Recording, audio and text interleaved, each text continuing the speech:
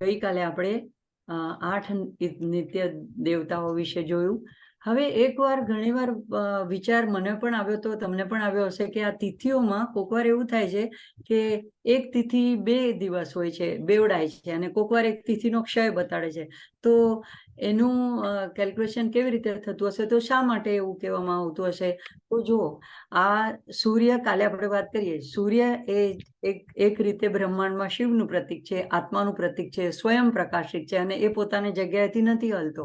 અને શક્તિ એ મનનું પ્રતીક છે, અને એ ચંદ્ર એ શક્તિનું પ્રતીક છે. તો શક્તિ જે છે, સૂર્ય અને ચંદ્ર એ બંને વચ્ચે પૂનમના દિવસે એ બંને એકબીજાથી ઘણા અપાર્ટ હોય છે, અને અમાસના દિવસે બંનેનું યુનિયન થાય છે, બંને એકબીજામાં સમાઈ જાય છે, ઐક્ય થઈ જાય છે. જેમ લલિતા સહસ્ત્રનામમાં સૌથી છેલ્લું નામ આવે છે 999મું, શિવ શક્તિ એક સ્વરૂપ રૂપિણી. તો એવી રીતે ઐક્ય રૂપિણી ત્યારે થઈ જાય છે, એટલે ત્યારે એ અમાસની 16મી કળા ગણાય છે. તો આ જે બંને વચ્ચેનું ડિસ્ટન્સ છે, સૂર્ય અને ચંદ્ર, તો સૂર્ય તો એની જગ્યાએ જ છે, ચંદ્ર એ દરેક નક્ષત્રમાં ફરે છે, પૃથ્વીની આજુબાજુ ફરે છે. તો એનો સૂર્ય સાથેનો જે કોણ બને છે એ 12 અંશ. આપણે નાનપણમાં આપણે ભૂમિતિમાં શીખી ગયા છે, એક વર્તુળ હોય તો એને 360 ડિગ્રી હોય છે, અને હાફ વર્તુળ કરીએ એટલે અડધું ચક્ર તો 180 ડિગ્રી. તો એવી રીતે એ આખા વર્તુળમાં જ્યારે ફરે છે ચંદ્ર, ત્યારે જ્યારે થોડા અંશ, ડિગ્રી આપણે ઇંગ્લિશમાં કહે છે 360 ડિગ્રી, અને આમ ગુજરાતીમાં કહીએ અંશ, તો એ 12 અંશ એટલું ડિસ્ટન્સ જ્યારે કવર કરે તો એમાંથી ત્યારે એ એક તિથિ ગણાય. પાછો ત્યાંથી બીજું 12 અંશનું ડિસ્ટન્સ કવર કરે તો બીજી તિથિ ગણાય. હવે ચંદ્ર શું કરતો હોય છે કે પૃથ્વીની સાથે સાથે, અને એનો ફેસ સૂર્યની તરફ હોય છે, તો એ એક જ ફેસ એની સામે હોય. તો આપણી સાથે સાથે એ પણ પૃથ્વીની સાથે સાથે પરિભ્રમણ કરે, પૃથ્વી પાછી સૂર્યની આજુબાજુ પરિભ્રમણ કરતી હોય. તો કોકવાર એવું થાય કે ચંદ્રને 12 ડિગ્રીનું ડિસ્ટન્સ કવર કરતા 24 કલાક કરતા પણ વધારે સમય લાગે, એટલે કે 25 કે 26 એટલા કલાક લાગે. અને કોકવાર એને એવી રીતનો કોણ બનતો હોય કે એટલું ડિસ્ટન્સ કવર કરવામાં એને 24 કલાક કરતા ઓછા દિવસ લાગે, તો ઓછો સમય લાગે. તો ત્યારે શું થાય, આપણે હિન્દુના આપણા પંચાંગના શાસ્ત્ર પ્રમાણે, જ્યોતિષ શાસ્ત્ર પ્રમાણે સૂર્યોદય વખતે જે તિથિ હોય એ તિથિ ગણાય. તો હવે દાખલા તરીકે એક 12 અંશનું ડિસ્ટન્સ, એટલે એક તિથિનું ડિસ્ટન્સ ચંદ્રએ કવર કરી લીધું છે, અને હવે સવારના 6 વાગે ત્યાંથી આગળ ચાલવા માટે શરૂ કરે છે. પછી સૂર્યોદય 6:30 થાય છે. તો 6:30 જ્યારે સૂર્યોદય થાય છે ત્યારે ચંદ્રની એ તિથિ ગણાય, કે જે એકમ છે, દ્વિતીયા છે, તૃતીયા છે, એની એ કલા ગણાય. અને પછી જ્યારે આખો દિવસ પૂરો થઈ જાય અને બીજે દિવસે હજી પણ જો એ એટલો સ્લો ચાલતો હોય, ડિસ્ટન્સ વધારે હોય, તે સૂર્યોદય થયા સુધી પણ હજી એનું 12 ડિગ્રીનું અંતર ન કપાયું હોય, તો જ્યારે સૂર્યોદય વખતે ફરીથી એની જ તિથિ હોય તો એ તિથિ બેવડાય છે. એટલે એકની એક તિથિ 2 દિવસ વૃદ્ધિ તિથિ થાય છે. પણ આનાથી ઊંધું થાય, સૂર્યોદય પછી તિથિ શરૂ થાય, એટલે સૂર્યોદય વખતે આગલા દિવસની તિથિ હોય, અને પછી દિવસ પૂરો થતા પહેલા, બીજા દિવસનો સૂર્યોદય થતા પહેલા એ ડિસ્ટન્સ કવર થઈ જાય અને તિથિ બદલાઈ જાય. તો પેલી જે તિથિ, નવી જે તિથિ હતી, એ સૂર્યોદય પહેલા પણ નહોતી, અને સૂર્યોદય પેલા દિવસ, આગલા દિવસના સૂર્યોદય પછી ઉદયમાં આવી, અને પછીના દિવસના સૂર્યોદય પહેલા આથમી ગઈ, એટલે કે એટલું ડિસ્ટન્સ કવર થઈ ગયું. દાખલા તરીકે 19 કલાકમાં, 20 કલાકમાં, તો એ તિથિનો ક્ષય ગણાય છે. તો આ એનું કેલ્ક્યુલેશન છે કે તિથિ વૃદ્ધિ કેમ બને છે, તિથિ ક્ષય કેમ બને છે. તો એવી ક્ષય તિથિમાં, વૃદ્ધિ તિથિમાં પણ અમુક કાર્ય થાય છે, નથી થતા, આ બધું પણ જ્યોતિષ વિજ્ઞાનને આધારે સમજવામાં આવે છે. હવે આજે આપણે આગળ વધશું 9મી તિથિ, કુલસુંદરી. તો કુલસુંદરી, કુલના નામ ઉપરથી શ્રી વિદ્યામાં કુલનું બહુ મહત્વ છે, એટલે કે કુલ પરંપરાનું, ગુરુ પરંપરાનું, અને એટલે એના માર્ગને કહેવાય છે કૌલ માર્ગ. તો પછી આ પોતાના કુળમાં સૌથી સુંદર, સૌથી શ્રેષ્ઠ એવી કુલસુંદરી, એવી આ દેવીનું નામ છે. એ 9મી તિથિને ગવર્ન કરે છે. અને આ તિથિમાં એક એની મહત્તા એ છે કે એ આપણને આપણી અંદરની આધ્યાત્મિક જે પરંપરા છે, આપણે જે કુળમાં જન્મ્યા છે, એ આપણી જે વંશાવળી છે એની સાથે અને આપણા ગુરુની સાથે એ બહુ જ ઊંડાણથી આપણને જોડે છે, એની સાથે આપણને કનેક્ટ કરે છે. તો મેડિટેશન કરવા માટે, ધ્યાન કરવા માટે આ 9મીનો દિવસ એકદમ ઉત્તમ ગણાય છે. તો આ દિવસે આપણે નિધિ ધ્યાસન અને મનન કરીએ તો આધ્યાત્મિક ઉપદેશો જે આપણે વાંચ્યા હોય કે ગુરુ પાસેથી સાંભળ્યા હોય તો એની આપણને વધારે ઊંડી સમજ મળે છે. એટલે માટે આ દેવીને કહેવાય છે દિવ્ય વિઝડમ, એટલે કે દિવ્ય સમજણ શક્તિ આપનારી એવી દેવી. તો એવું બને કે કોક દિવસ આપણે કંઈક વાંચીએ સમજીએ ને તો એ દિવસે આપણા મગજમાં જ ન ઉતરે, અને કોક દિવસે આપણને બહુ સરસથી ઝડપથી સમજાઈ જાય. તો આ બધી તિથિઓનો પણ પ્રભાવ હોય છે કે એટલા માટે આપણા શાસ્ત્રોમાં અમુક તિથિને અમુક દિવસે વ્રત ઉપવાસ કરવાનું, અમુક દિવસે ધ્યાન ધારણા કરવાનું કહેવામાં આવે છે. તો આ 9મી તિથિ એવી છે. અને લલિતા સહસ્ત્રનામ માટે પણ કહેવાય છે 9મી તિથિએ નવરાત્રિમાં એનું પૂજન કરવામાં આવે છે. તો એનું મહત્વ છે. તો આ દિવસે આપણને સાચી સમજ સ્વીકારવા માટે યોગ્ય જે આપણને શક્તિની જરૂર છે, કોક આપણને સાચી સમજણ તો ઘણા આપતા હોય, આપણા ગુરુએ આપતા હોય, પણ પછી એ ગ્રહણ કરવાની શક્તિ તો આપણામાં હોવી જોઈએ, આપણી એટલે નમ્રતા હોવી જોઈએ, આપણું એટલું સરેન્ડર હોવું જોઈએ. તો એ જે છે એ મદદ આપણને દિવ્ય દેવી પાસેથી મળે છે, કારણ કે એ દિવ્ય સમજણ શક્તિ આપનારી દેવી છે. અને એટલા માટે કહેવાય છે કે આવું ધ્યાન એ ફક્ત એકાંતમાં કરવું જોઈએ અને ગુરુના ચરણમાં બેસીને આપણને એવું જ્ઞાન પ્રાપ્ત થાય છે. ગુરુના ચરણમાં બેસવું એટલે શું? લગભગ જો દરેક વ્યક્તિની અંદર ઈગો હોય જ છે, મારામાં પણ છે, દરેકમાં હોય છે. તો જ્યાં આપણે જેના વ્યક્તિત્વની સામે આપણે લઘુતા અનુભવીએ, આપણને અંદરથી સહજ જ એમ લાગે કે ના નમી પડીએ, આની આગળ આપણે પોતાની જાતને લઘુ ફીલ કરીએ છીએ, એ જ આપણો સાચો ગુરુ છે. અને એવો આપણને જીવનમાં આપણે તીવ્રતાથી જિજ્ઞાસા કરીએ તો જરૂર આપણને મળી આવે છે. અને એટલે એવી જે આપણામાં લઘુતા આવે, એવી આપણામાં નમ્રતા આવે, એવા ગુરુના ચરણમાં બેસીને ધ્યાન કરવાનું કે આવી વિઝડમ પ્રાપ્ત કરવાનું, એને માટે 9મી તિથિ બેસ્ટ ગણવામાં આવે છે. અને આપણને જીવનમાં દરેક અનુભવ અને જે મળે છે એનો પણ એમાંની જો બોધ છે, એનો સાર છે, એ સમજવાનું મૂલ્ય પણ આપણને અને એને પ્રત્યે આદર રાખવાનું મૂલ્ય પણ આપણને આ તિથિ શીખવાડે છે. તો એક રીતે એમ પણ કહેવાય છે કે આ 9મી તિથિ જે છે એ માતૃત્વ શક્તિવાળી તિથિ છે. એટલે કે એ આપણા દરેક કાર્ય કરે છે. અને માં કેવી આપણા જીવનમાં કે અનેક પક્ષ ઉપર, અનેક ક્ષેત્ર ઉપર, અનેક મોરચા ઉપર કામ કરે છે. ક્યારેક બાળકોના ટિફિન બનાવે છે, અભ્યાસ કરે છે, અભ્યાસ પણ લે છે, એ લોકોનો હોમવર્ક પણ કરાવે છે, પોતે પણ જોબ કરતી હોય તો એ પણ કરે છે, એમ કિચનમાં પણ બધી વસ્તુનું ધ્યાન રાખે છે, સમાજમાં પણ ધ્યાન રાખે છે. તો એ જેમ અનેક પાસાઓ ઉપર, અનેક મોરચા ઉપર એક સાથે કાર્ય કરી શકે છે, એવી આ માતા જે છે એ બાળકોની સંભાળ, પાલન, પોષણ, એ બધી જ જાતની માની બાળકની જવાબદારી માં ઉપાડી લે છે. તો આ કુલસુંદરી એવી એક આપણા કુળની જાણે દેવી હોય એવી ટાઈપની આ છે. અને એટલા માટે એમ કહેવાય છે કે પ્રભુ રામે પણ પ્રગટ થવા માટે આ તિથિ પસંદ કરી, જે બતાવે છે કે આપણી કુળ પ્રત્યેની શું જવાબદારી છે. અને એના માટે શું થાય છે કે આપણને એક મર્યાદા આવી જાય છે કે આપણે અમુક કુળમાં જન્મ લીધો છે તો આપણાથી આમ ન વર્તાય, આવું ન બોલાય, આવી રીતનું આપણાથી ન કરાય. તો એ જે આપણા વર્તનને, આપણા વાણીને, આપણા વિચારોને એક શિસ્ત મળે છે, જે એક મર્યાદા મળે છે કે આપણા પૂર્વજોને લાંછન લાગે એવું આપણે ન કાર્ય કરી શકીએ. તો એ વિઝડમ, એ જે સમજ શક્તિ આપણને આપે છે, એ આ કુલસુંદરી આપે છે, આપણને આપણા ગુરુ સાથે, આ વંશ પરંપરા સાથે જોડીને. અને આ તિથિ એ દિવસે એ આપણું ચૈતન્ય જે છે એની 4 અવસ્થા કીધી, એમાં તે દિવસે એ સુષુપ્તિ અવસ્થામાં હોય છે. એટલે સુષુપ્તિ અવસ્થામાં એ ચૈતન્ય સાથે, પરમાત્મા સાથે જોડાયેલું હોય છે આપણું ચૈતન્ય. એટલા માટે એ દિવસનું ખાસ મહત્વ છે કે આપણે પૂર્ણપણે સજગ રહીને કોઈ સક્રિય રીતે ભલાઈના કાર્યમાં લાગીએ તો આ કુલસુંદરી એ સરસ્વતીનું પણ સ્વરૂપ છે, સરસ્વતીનું જ સ્વરૂપ છે. એટલે તે દિવસે આપણને દરેક કાર્યમાં સફળતા અપાવે છે. અને તંત્રરાજ આગમમાં તો એવું કહેવામાં આવે છે કે આ સ્વરૂપમાં બધા જ વેદો વિદ્યમાન છે. એટલા માટે જે આની આરાધના કરે છે કુલસુંદરીની, એને સાધકને એ સર્વજ્ઞ બનાવે છે. તો આવી એ કુલસુંદરી 9મી તિથિ છે. એના પછી આવે છે નિત્યા, નિત્યા એનું નામ છે. આપણે સંબોધન કરીએ એટલે નિત્ય બોલાવીએ છીએ. તો એ 10મી તિથિ છે અને એની સાથેનો સહશાસક ચંદ્ર છે.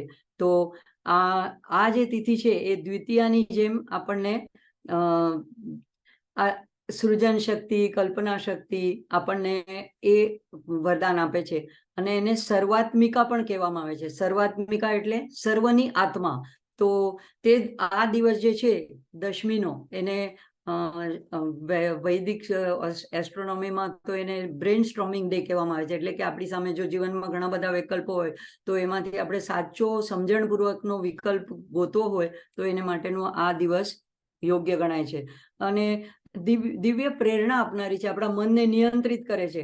એટલે આ પાછી સૌમ્ય હળવી દેવી છે. તો જ્યારે સૂર્ય હોય તો ત્યારે પ્રખર હોય, ભગમાલિની હોય કે એવી ભેરુંડા હોય તો એકદમ ભયંકર દેવી પણ હોય. ત્યારે આ નિત્યા જે છે સૌમ્ય દેવી છે.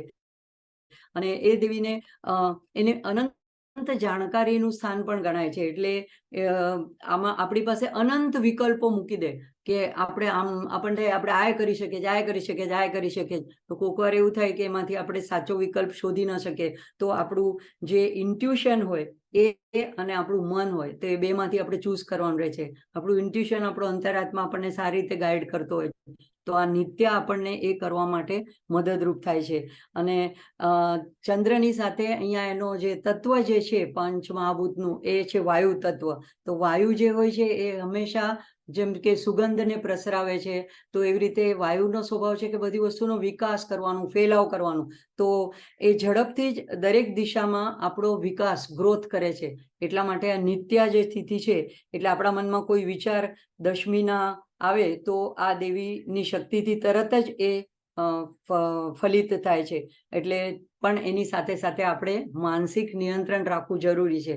અને એટલા માટે આપણે પ્રાર્થના કરવાની છે કે 10મીના દિવસે જન્મેલા લોકો માટે એમ પણ કહેવાય છે કે એ લોકો અનિર્ણયાત્મક, એટલે કે જલ્દીથી નિર્ણય નથી લઈ શકતા. અને એટલા માટે શું થાય છે કે લોકો વારે વારે જોબ બદલાવ્યા કરે છે. વારે વારે પોતાની જોબની વર્ક પ્લેસ, જ્યાં એક જગ્યાએ કામ કરતા હોય તો એ જ કંપનીમાં હોય તો પણ વર્ક પ્લેસ બદલાવ્યા કરતા હોય છે. તો આ બધી તિથિઓની આ બધી વિશેષતાઓ જાણીને આપણને શું ફાયદો? તો આપણે વિશે પણ વધારે સારી રીતે ઇન્ટ્રોસ્પેક્શન કરીને જાણી શકીએ. સાથે સાથે આપણી આસપાસના કુટુંબના લોકો હોય એની પણ જન્મની તિથિ આપણને ખબર હોય તો આપણને ખબર પડે કે એ લોકો પણ આવી ટાઈપના પ્રભાવોમાં, આ તિથિનો પ્રભાવ એ લોકો પર ચાલી રહ્યો છે. તો આપણને એકબીજા સાથે સંબંધો સાચવવામાં, સંતુલન રાખવામાં, બેટર અન્ડરસ્ટેન્ડિંગ કરવામાં પણ તિથિઓની આ બધી ગુણવત્તા અને એની વિશેષતાઓ આપણને માર્ગદર્શન આપે છે. એના પછી આવે છે 11મી એકાદશી તિથિ, નીલ પતાકે. અહીંયા ફરીથી આપણે જે પંચદશીનો મંત્ર જોયો હતો તો અહીંયા પણ પાછો રીમ આવી જાય છે. એટલે આ પણ એકદમ ઓસ્પિશિયસ તિથિ ગણાય છે. એટલા માટે તે દિવસે આપણે ઉપવાસનું મહત્વ છે. તો ઉપવાસ એટલે આપણે અપવાસ, અપભ્રંશ કરી નાખ્યું છે, પણ ઉપવાસ એટલે એટલે સમીપે, એની નજીક, અને વાસ એટલે ત્યાં બેસવું. તો ગુરુની પાસે બેસવું કે પરમાત્માની પાસે બેસવું. અને એ બેસવા માટે જો આપણે ખૂબ ખાઈ પી લીધું હોય તો આપણને જડતા, આળસ, નિંદ્રા અથવા તો રજસ, એટલે કે કંઈક આ કરી નાખવું, તે કરી નાખવું, કાંઈ ન સૂજે તો બધું સાફ સફાઈ કરી નાખવું, આપણે બૈરાઓનો જેવો સ્વભાવ હોય. તો એમાંથી આપણે બચવા માટે તે દિવસે સાત્વિક ખોરાક, સાત્વિક વાંચન એવું કરીએ તો ઉપવાસ સાચા અર્થમાં થાય, આપણે ઈશ્વરની વધારે સમીપ જઈ શકીએ. તો આ દિવસ મેડિટેશન કરવા માટે, આધ્યાત્મિક સાધના કરવા માટે એ ખૂબ સુંદર બેસ્ટ દિવસ છે. અને અહીંયા 2 તત્વ એક સાથે છે. એક તો પંચમહાભૂતનું અગ્નિ તત્વ અને ગ્રહ મંગળ ગ્રહ. તો બંનેની ઉગ્રતા છે, મંગળ અને અગ્નિ. એટલે એક જાતનું જેને કહેવાય પાવરફુલ એવું એક સંયોજન, એક એવું અદ્ભુત સંયોજન થાય છે. અને જેથી આપણી અંદર રૂપાંતરણ શક્ય થાય છે આ બંને વસ્તુ સાથે મળીને. એટલે આ તિથિએ શું થાય છે કે બધું જ આપણી અંદરનું ઝેર, નકારાદાન થઈ જાય જાય છે અને એટલા માટે વધુ ને વધુ આપણે ઇન્ડિપેન્ડન્ટ થઈ શકીએ છીએ. આપણામાંની નેગેટિવિટી હોય છે, નેગેટિવિટીને લીધે શું થાય છે, આપણે થોડા બંધાયેલા હોય છે, આપણા વિચારો પણ એટલા સંકુચિત હોય છે, આપણા હઠાગ્રહો, દુરાગ્રહો, આપણા લોકો પ્રત્યેના દ્વેષો, પણ એ જ્યારે નેગેટિવિટી દૂર થઈ જાય તો આપણે વધારે વ્યાપક અને સ્વતંત્ર એવું આપણું વ્યક્તિત્વ ખીલે છે. તો આ નીલો રંગ જે છે, નીલ પતાકાનો, એ નીલ રંગ કે છે કે આવા ઝેરને ન્યુટ્રલાઇઝ કરવાનું અને એને શોષી લેવાનું એક પ્રતીક છે. તો જેવી રીતે સમુદ્ર મંથનમાં જ્યારે હલાલ ઉત્પન્ન થયું હોય તો એ નીલા રંગનું હતું અને નીલ રંગનું હતું અને એ શિવજીએ પ્રાશન કર્યું એટલે એમનો કંઠ નીલકંઠ કહેવાયો. તો એવી રીતે આ નીલ પતાકે આપણને એ પણ શીખવાડે છે કે જો કંઈ જીવનમાં નેગેટિવિટી કે ઝેર આ મનોમંથન કરીને ઉપર આવે તો, અથવા કોઈ અપમાન કર્યું, કોઈ આપણા વિરોધમાં કંઈ વર્તન કર્યું, તો એ ઝેર ઓકી નથી દેવાનું, એને અંદર ઉતારી પણ નથી લેવાનું, તો આપણી હેલ્થ ખરાબ થાય. ઓકી દઈએ તો બહાર બીજા સંબંધ બગડે, એને ફક્ત અહીંયા ગળામાં જીરવીને રાખવાનું છે. એટલે આપણામાં સરસ ગુજરાતીમાં શબ્દ જીરવી લેવાનું છે, જીરવી જવાનું છે. તો અને એટલે આ પ્રોસેસમાં શું થાય છે, જો અપવાસ હોય એટલે લગભગ એવું બને છે કે માણસ જો એકદમ સ્વેચ્છાએ કરતો અને એને ટેવ પડી ગઈ તો અલગ વાત શું છે, બાકી એક કરવો પડે એમ કરીને કરતા હોય છે તો એ લોકોનું મગજ ગરમ રહે છે, એક તો ભૂખને લીધે અને એક તો જુદી જાતના તે દિવસના મેનુને લીધે, ગમે તે રીતે પણ મગજ ગરમ રહે. તો આમાં આપણને ટેમ્પરામેન્ટ એક જાળવી રાખવાનું, એને કંટ્રોલમાં રાખવાનું પણ આ નીલ પતાકે શીખવાડે છે અને એવી શક્તિ આપણને એ પ્રોવાઈડ કરે છે. તો જેથી આપણો આત્મવિશ્વાસ વધારે મજબૂત બને છે. આપણે એકવાર અપવાસ કરીએ, 2 વાર કરતા આપણને ખ્યાલ આવે કે ના ના, હું કરી શકું છું, ભૂખી રહી શકું છું, આ રોજ જે મને ભાવતી વસ્તુ એના વગર હું ચલાવી શકું છું. તો આ નીલ પતાકે એમાં આપણને મદદરૂપ થાય છે. અને આ યોગ કુંડલીની ઉપનિષદમાં તો મણિપુરનો રંગ પણ બ્લુ બતાડવામાં છે. તો મણિપુર જે આપણી અંદરનું ઉર્જા કેન્દ્ર છે એ પણ અગ્નિ તત્વ છે. તો ત્યાં એની સાથે પણ આને સંબંધિત છે. એટલા માટે નીલ પતાકેની પણ આપણે શેના માટે પ્રાર્થના કરવાની છે કે આપણને એ આધ્યાત્મિકતામાં આગળ લઈ જાય, આપણી સાધનામાં, આપણી અંદરની અશુદ્ધિઓને બાળવામાં મદદરૂપ થાય, એના માટે આપણે એની પ્રાર્થના કરવાની છે. એના પછીની આવે છે દ્વાદશી, એની છે વિજયા. વિજયા અને સંબોધનમાં વિજયે. તો નામ પરથી જ એકદમ સર્વવિદિત છે કે વિજય અપાવનાર છે. તો કોઈ પણ કાર્યની પૂર્ણતા અને સિદ્ધિ પ્રદાત્રી આ જીવનના કોઈ પણ ક્ષેત્રમાં આપનારી આવી આ વિજયા દેવી છે. એટલે જો તમે એકાદશીએ કોઈ એક એવું કાર્ય શરૂ કર્યું હોય અથવા કોઈ નિશ્ચય કર્યો હોય, સંકલ્પ કર્યો હોય, તો દ્વાદશીએ જરૂર એ સિદ્ધ થાય છે, એમાં તમને વિજય પ્રાપ્ત થાય છે. અને આ દિવસ દાન માટે પણ સર્વશ્રેષ્ઠ છે. તો આપણને બધું મળે તો એ આપણે લીધા કરીએ નહીં, તો દેવું પણ જોઈએ. એટલે ઉદારતા પણ આપણને શીખવાડે છે આ વિજયા દેવી. અને આ દેવી એટલી દયાળુ છે કે દરેક કાર્યમાં આપણને વિજય અપાવનારી છે. એટલે આપણને એ સિદ્ધ કરવા માટે, પામવા માટે, આપણને ક્રિયાશીલ બનવા માટે પણ પ્રેરિત. પહેલા તો આપણે કાર્ય કરીએ તો પછી આપણને એમાં વિજય પ્રાપ્ત થાય કે ન થાય. હાથ જોડીને બેઠી રહેવાનું નથી શીખવતી, એ કહે છે કે તમે કાર્યરત રહો. એટલે એની પ્રેરણા પણ આપે છે. એટલે આપણે કૃષ્ણ પક્ષમાં એમ કહેવાય છે કે સૂર્ય અને ચંદ્ર વચ્ચે એક સુવર્ણ કોણ રચાય છે. આ જ્યોતિષ શાસ્ત્રમાં એવું કહેવાય છે.